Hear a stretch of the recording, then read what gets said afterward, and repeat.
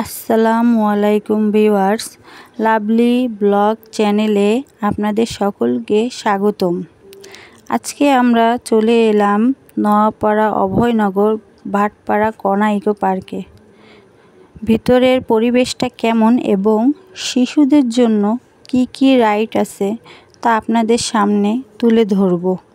ভিডিওটি সম্পূর্ণ দেখার জন্য আমাদের সাথে থাকুন। করে প্রথমে আমি একটি নামাজের স্থান দেখতে পেলাম।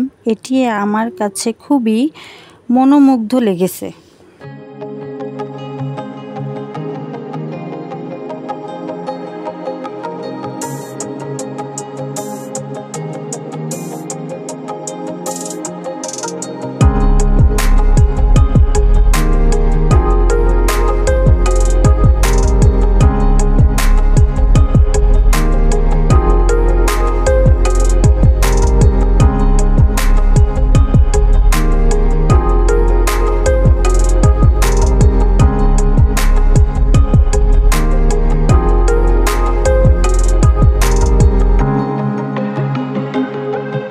এখানে একটি ফুড শপ রয়েছে। শিশুদের জন্য কিছু রাইড তৈরি করা আছে।